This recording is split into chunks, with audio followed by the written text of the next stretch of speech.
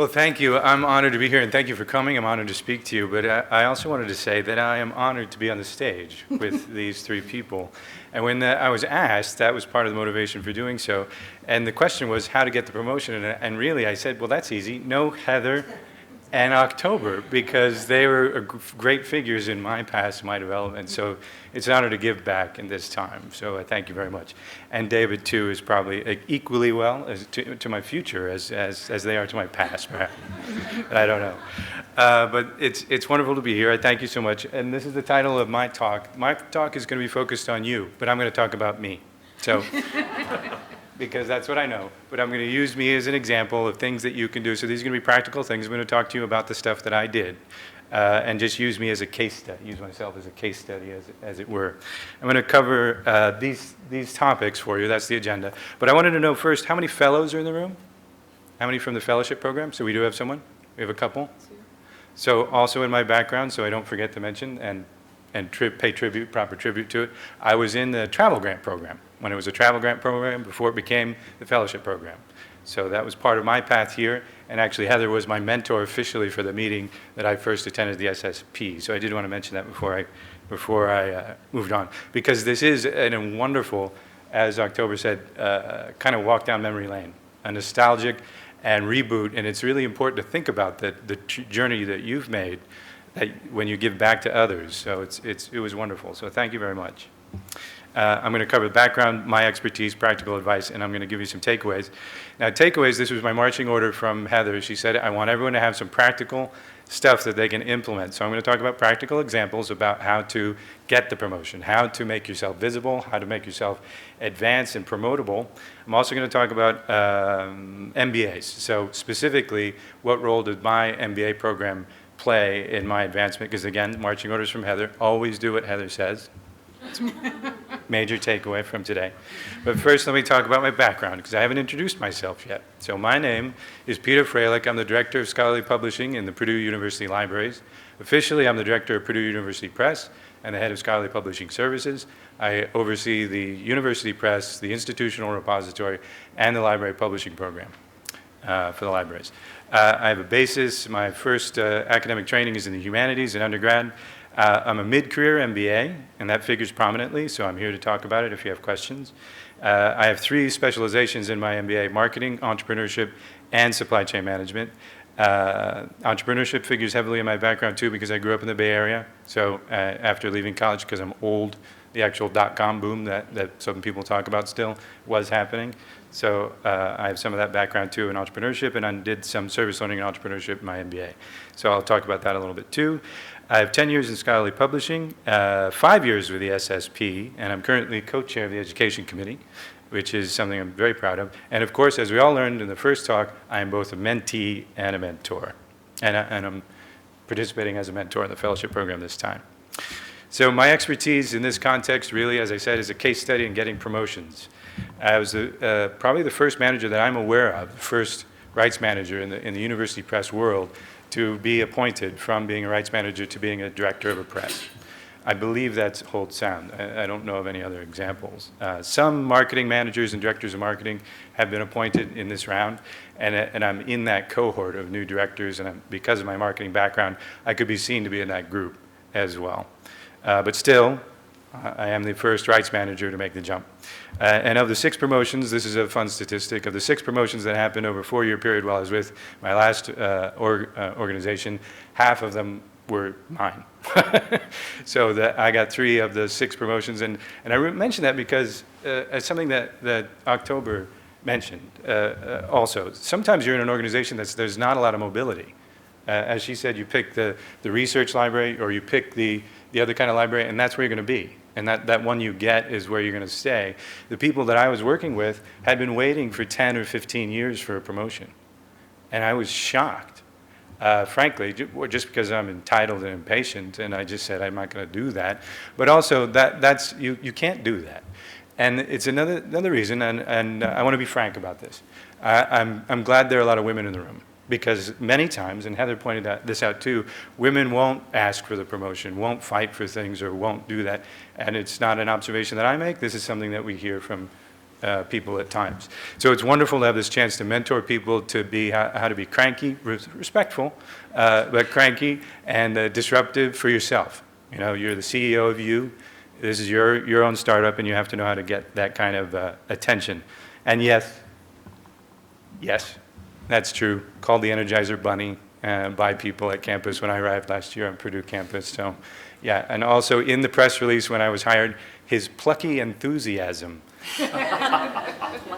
Yes, his plucky enthusiasm. So that's the kind of thing, and that's something to be thoughtful about. The kind of thing that people look for, the kind of thing that people hire for, and the kind of thing that people need to protect. Because also as mentors and managers, as you go up, you'll have that. But that's a precious thing to take care of, too. So you have to be very, very thoughtful about this relationship, and that's your own development and others. So again, overall, get creative, get hungry and get creative, because no one's going to do it for you. So there's a couple of concepts, but they all resonate with that overarching theme. And really, it's about learning. We talked about this in our phone call and conversations, and it's often talked about. Learn. And learn about things you don't want to know. Learn about things that other people want you to know. Learn about things you don't understand, which means, and I got this from the talk this morning, wanting to fail. If you learn about things that you already know, if you already go into the spaces that you've already gone, you're not going to grow. You're not going to grow as fast. You're not going to fail, too. So it's really a safer space to go into. So when I started, and I'm just going to go over this a little bit, but feel free to elaborate, I went the part-time job to a full-time job, from the books department to the journals department. I was in both night and day when they were fighting with each other, so I couldn't talk about what happened upstairs or what happened downstairs. Right? That's happened in presses at times. I worked in acquisitions. I made it to the anointed position of magicians. Yeah, I think that's accurate, actually.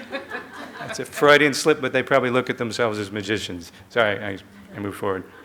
And then I made the horrible, the untoward move to leave acquisitions and take a job in rights. And this each time was an entire learning curve for me, but it was an entire growth operation too. So, and each time that I did this, the thing that I want to talk about is this statement here: work for the best people and do your best for them. And this is the kind of thing that you can do, and this is a practical example. So when I was moving those different positions inside my organization, at one point I was offered a promotion. And I was offered the promotion, and I said, no. And he said, excuse me? You applied for this promotion, and what do you want? I said, you know what I want? I want this promotion, and I want to work for this other person, because she's the best I know. And I want to work from her, and I want to learn from her. And he said, well, I want you to work for these people. And I said, I want to work for this person, and that's exactly, so then I took time, and I met with her. I did an informational interview. I actually when I went to my manager and told him I wanted to do this, I'd already had the informational interview. So I'd spoken with her, and I said, I want to work for you. And I told her that. I said, I want to learn from you. This is what I want to do. And she was incredibly impressed. She was like, she didn't think about it at first, but really from that conversation, she said, all right, you tell him. I said, yes. If you can work it out, I want you. So from there, I went back and I said, okay, I don't want to take these two areas of responsibility. I want this other one. He said, okay, I'll let you do it if you take all three. So if I took 150% of a job for 100% pay, he said, I'll give it to you. And I said, deal. And why?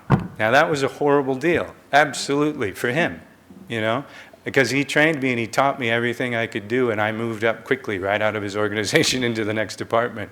But actually, it was a great choice for them and for me, for the organization. And it's all about this primary concept of being hungry, going where you don't know, going where you think you're going to learn the most, but for the best people and do the best for them. And each time, and I worked in all these areas that I knew nothing about.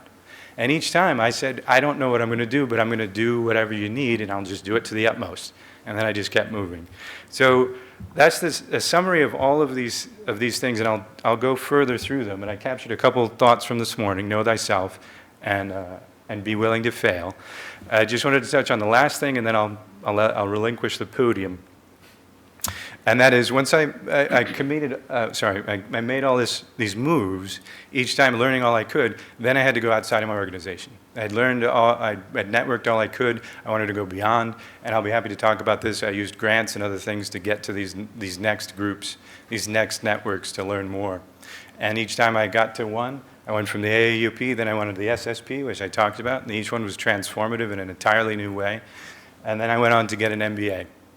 And I'll be very candid, and I'll be happy to elaborate on this, but as October pointed out, and as Heather pointed out in the conversation, did that figure into my jump from rights manager to a director? Absolutely. I was recruited, I was recommended, but why was I recommended? It wasn't just because of that MBA. It was because of all this other stuff. It was because of the Energizer Bunny running around doing all this stuff that people were thinking about this. And they asked me, I had people in the industry coming to me and saying, where are you in your MBA? When will you be done? Because they had thoughts. They were already thinking thoughts. So that's what you do, and that's how you get the promotion, and it's very valuable to you. But you have to understand it's not a direct path. It's not a simple one.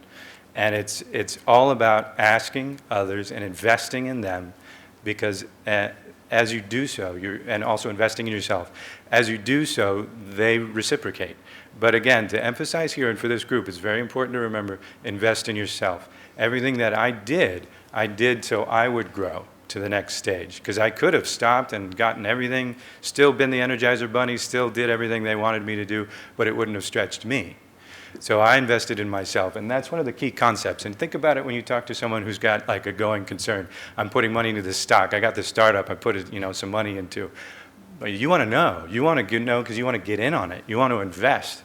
So that's what your organization and your mentors and other people involved will see you investing in yourself, and they'll throw some money down too. And very simply, they'll throw money on it. But they will dedicate time. They will be your mentor because they're going to know that this is going to come back to them. So that's it in a nutshell, and I'll be happy to discuss a little bit more. So the takeaways: invest in those around you, invest in yourself, secure advanced training as you need to make those next steps and sometimes beyond your comfort zone, and engage mentors. Every step of the way, ask for their input on what you're doing, and ask for their guidance, and then do what you need to do to make it happen. Be proactive for yourself. And again, if you have any questions about MBAs, professional training, or any of those stories, which I can go on about, obviously, just let me know. Thanks. I'll relinquish the podium to David.